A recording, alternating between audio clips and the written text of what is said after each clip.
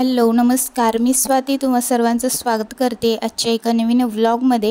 व्हिडिओला सुरुवात करते। व्हिडिओ शेवटपर्यंत नक्की पहा। चॅनलवरती नवीन असाल किंवा माझे व्हिडिओ तुम्हाला आवडत असतील तर प्लीज चॅनलला सबस्क्राईब देखील करा। तर आता बरोबर 11:30 वाजलेत आणि घरातली कामं तरी झाली होती, पण अजून बाकीचं बरंच काही मला आवरायचं होतं। जसं की म्हणजेच सामान हे सगळं डब्यांमध्ये भरून ठेवायचं होतं। ते असं किचनमध्ये पूर्ण भरल्यासारखं झालेलं। सामान हे सगळं आणलेलं होतं, म्हणजेच महिन्याचा किराणा तो सगळा डब्यांमध्ये भरून ठेवायचा होता। किंवा सकाळी नाश्ता स्वयंपाक अशी केलेली भरपूर अशी भांडी पडली होती, ती भांडी मी घासून घेतली। पण हे जे आपलं तांबं पितळेचं असतं तर त्याला तरी पितांबरीनेच घासावं लागतं, नाहीतरी ते म्हणजे चांगलं नाही दिसत कपाटमध्ये ते तशीच काळी भांडी मांडल्यानंतर। त्यामुळे पितांबरीने ते तेवढं घासून घेतलं, बाकीची भांडी पटपट अशी घासून घेतली। आणि त्यानंतर मग मी कोळंबी भात बनवलेला आहे। तर आज मला डबल वेळा स्वयंपाक करावा लागला, कारण की सकाळी चपाती भाजी डब्यापुरती बनवून दिली, त्यानंतर मग आज कोळंबी आणले तर कोळंबी भात बनवायचा होता मला। तर त्याचीसुद्धा मी रेसिपी दाखवलेली आहे, अगदी सिंपल आणि मी कसं बनवते त्याच पद्धतीने दाखवलेलं आहे। जास्त काय असं म्हणजे आता असं वेगळं नाही, अगदी सिंपल असं दाखवलेलं आहे। तर त्याची पण मी रेसिपी शेअर केली, तर नक्की बघा। तर इथे भांडी सगळी घासून घेतली आणि हे जे भांडं होतं दुधाचं भांडं किंवा ते कलश होता, तर पितांबरी संपली होती, त्यामुळे ते काय आपलं साबणानेच मी घासून घेतलेलं काल।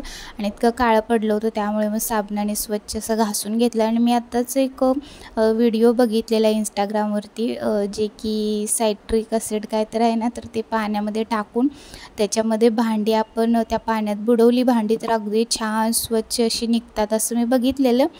पण नंतर परत एका दुसऱ्या व्हिडिओमध्ये बघितलं की ते तात्पुरतंच स्वच्छ निघतं आणि थोड्या वेळाने लगेच परत ते भांडं जास्तच काळं होतं। नाहीतरी मग मी पण तशीच आयडिया केली होती, जे काय भांडी असतील तर ती तसंच ते पाण्यामध्ये मॅजिक पाणी काय तर असं बोलतं, तर त्याच्यातच मी पण ते बुडवून छान स्वच्छ करायचं असं ठरवलेलं। पण थोड्या दिवसांनी परत दुसरा व्हिडिओ बघितला मी की ते लगेच काळं पडतं भांडं, त्यामुळे म्हटलं आपलं पितांबरीच बेस्ट आहे। काही असलं तरी पितांबरीने स्वच्छ घासायचं, तांबं पितळेची भांडी असतील किंवा काही असेल तर ती पितांबरीच बेस्ट आहे म्हटलं, त्यामुळे पितांबरीनेच घासून स्वच्छ केलं।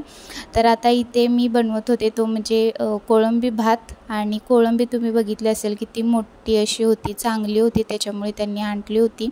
पहिले तरी त्या कोळंबीला छान स्वच्छ करून घेतलं, म्हणजे सोलून घेतलं, साफ केलं, त्यानंतर स्वच्छ धुवून घेतलं। तर अगदी सिंपल असं मी कोळंबी भात बनवणार आहे आज। आणि त्यासाठी मी ते मसाले घेतलेत, तुम्ही बघितलंच असेल व्हिडिओमध्ये, अगदी सिंपल बनवणार आहे। सगळ्यात आधी तेल टाकलं, तेल गरम झाल्यानंतर त्याच्यामध्ये तेजपत्ता टाकला आणि त्यानंतर त्याच्यामध्ये मी आपलं वेलची टाकली, मसाला वेलची, आणि आपली बारकी हिरवी वेलची असते तर ती टाकली। त्यानंतर त्याच्यामध्ये मी कांदा कट केलेला टाकला, कांदा छान असं लालसर असं भाजल्यानंतर त्याच्यामध्ये मी अद्रक लसूणची पेस्ट टाकली आणि अद्रक लसूण पेस्टसुद्धा तेलामध्ये छान थोडंसं परतवून घेतलं कांद्यासोबतच। आणि त्यानंतर त्याच्यामध्ये मी मसाले घातलेत। आता मसाल्यांमध्ये मी जास्त मसाले नाही वापरत, म्हणजे आपलं धनापूड जिरापूड असलं काहीच नाही वापरत, एकच बिर्याणी मसाला वापरला आहे, शाही बिर्याणी मसाला। आणि आपलं नॉर्मल लाल तिखट असतं प्लेन मिरची पावडर, तर ती वापरली आहे। आणि त्यानंतर त्याच्यामध्ये मी कोळंबी टाकली आणि ते तांदूळ छान स्वच्छ धुवून घेतलेला टाकला आहे। तर मी रेग्युलर जो तांदूळ वापरते तर तोच वापरलेला आहे, असं वेगळा बिर्याणीचा तांदूळ नाही वापरला। आणि इतकी छान झाली होती बिर्याणी, एक नंबर झाली होती। अशी तुम्हीसुद्धा नक्की ट्राय करू शकता, अगदी झटपट होणारे किंवा जास्त काही मसाले लागत नाहीत। आपलं एक शाही बिर्याणी मसाला तोच लागतो, बाकीचं आपण लाल तिखट बस 2च मसाले, बाकीचं काही जास्त धनापूड जिरापूड किंवा गरम मसाला आणि किंवा खडे मसाल्यांमध्ये सुद्धा एक तेजपत्ता आणि आपलं वेलची बस एवढंच टाकलेले, जास्तीचं काय मी टाकलेलं नाही आहे, कारण की बिर्याणी मसाल्यामध्ये सुद्धा बाकीचं सगळं असतं त्यामुळे। आणि पाणी टाकलं, त्यानंतर त्याच्यामध्ये मी चवीनुसार मीठ टाकलेलं आहे आणि वरतून थोडीशी कोथिंबीर टाकली आणि कुकरचं झाकण लावून छान शिट्टी करून घेतली। मस्त असा भात झाला होता। कुकर लावला आणि त्यानंतर मग मी जो काही किचनवरती पसारा झालेला तर तो सगळं मी आवरून घेतलं पहिले तरी।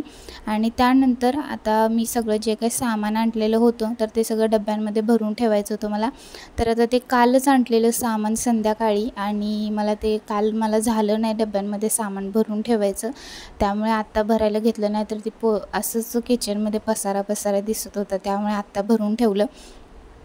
तर आता डबे तर काही घासायची गरज नाही, त्यामुळे फक्त कपड्याने पुसून घेतलं मी आणि सगळं काही त्याच्यामध्ये सामान भरून ठेवलं. तर यावेळी सामान जास्तीचं भरायचं नव्हतं, अगदी थोडं थोडं सगळं काही सामान भरायचं होतं. त्यामुळे मग म्हणजे आपलं कडधान्य अगदी थोडं थोडं भरायचं होतं, कारण की गेल्या महिन्यातलं पण थोडंसं होतं आणि कडधान्य तसंही जास्त आम्हाला नाही लागत, इतकं कोणी नाही खात, आम्ही नाही जास्त खात कडधान्य.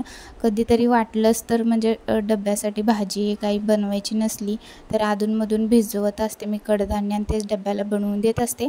बाकी जास्त कडधान्य नाही लागत, त्याच्यामुळे मग नाही लवकर संपत. मग गेल्या महिन्यातलं थोडंसं होतं, या महिन्यात थोडंसं भरलं आणि मग जास्तीचं म्हणजे असं पूर्ण सगळंच सामान भरायचं असतं तेव्हा. आणि ह्यावेळी डीमार्टला सुद्धा जायला नाही गेलो, कारण की कडधान्य अगदी थोडं थोडं भरायचं होतं, त्याच्यामुळे डीमार्टला न जाता इथूनच खालून सामान आणलं. तर कालच आणलेलं सामान, पण काल मला काय ते झालंच नाही डब्यांमध्ये भरून ठेवायचं, त्यामुळे आज आवरायला घेतलं. आणि मी आता किचनमध्येच बसणार होते, कारण की तिथल्या तिथंच ते सामान भरून पटकन तिथल्या तिथंच ते डबे ठेवता येईल त्यामुळे. पण आता कसं किचनमध्ये मी म्हणजे गॅस सुरू आहे, भात लावला आणि त्यानंतरच मी हे सगळं काय आवरायला घेतलेलं आहे, त्यामुळे फॅन काय लावता येणार नाही आणि गरम होत होतं. त्यामुळे म्हटलं सगळ्यात बेस्ट बाहेरच बसू फॅन लावून, म्हणजे कसं निवांत आपलं फॅन खाली बसून आवरता येईल, त्यामुळे बाहेर बसले. तर हा व्हिडिओ आधी येईल आणि ह्याच्या आधी एक मी व्हिडिओ केलेला आहे, तर तो व्हिडिओ ह्या व्हिडिओनंतर येईल. तर जे काय आणलं होतं सामान, तर ते सगळं सामान मी व्यवस्थित ठेवून घेतलं. त्यानंतर आता ह्यावेळी मी विमचं जे जेल का लिक्विड बोलतात तर ते आणलेले, जेल आणलेले विम जेल, तर ते भांड्यासाठी मी ह्यावेळेस आणलेलं, कारण की म्हणजे त्याच्याने पण भांडी छान स्वच्छ निघतात असं ऐकलेलं, त्यामुळे म्हटलं चला एक वेळेस ते ट्राय करू. त्यामुळे ह्या महिन्यात साबण जे विम साबण असतो भांड्याचा, तर तो साबण न भरता ह्यावेळी मी विम जेल आणलेला आहे, विम लिक्विड का जेल काहीतरी बोलतं, तर तेच आणलेलं आहे. कारण की म्हणजे बघू म्हटलं एकदा असं ट्राय करून बघू, भांडी छान स्वच्छ अशी निघली की मग तेच आणायचं. त्यामुळे अगदी छोटंसं पाऊच आणलेलं आहे, असं काही मोठं आणलं नाही, कारण की फक्त ट्राय करायचं आहे. चांगलं जर वाटलंच ते भांडी स्वच्छ निघत असतील, त्यामुळे मग नंतर मोठं असं पॅकेट आणता येईल.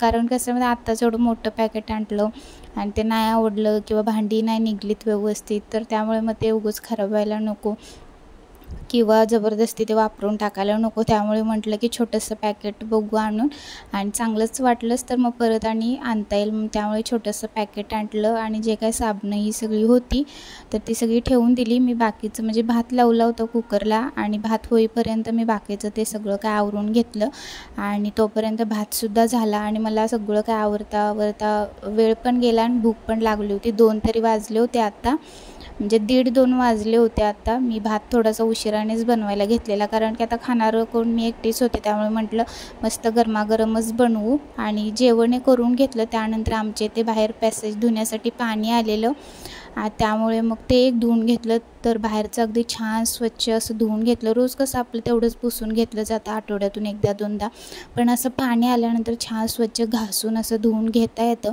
त्यामुळे मग बाहेरचंही पाणी आलं होतं, त्यामुळे स्वच्छ घासून धुवून घेतलं. तर पाय इतके दुखत होते, डेंजर अशी अवस्था झाली होती. पण असो, तर आता संध्याकाळचा मस्त चहा पिला, कारण की बाहेर इतकं असं पावसाचं वातावरण झालेलं, त्यामुळे चहा बनवला. नाहीतरी सहसा मी संध्याकाळचा चहा नाहीच पीत. आणि त्यानंतर घर स्वच्छ झाडून घेतलं. छोटासा व्लॉग इथंच एंड करते.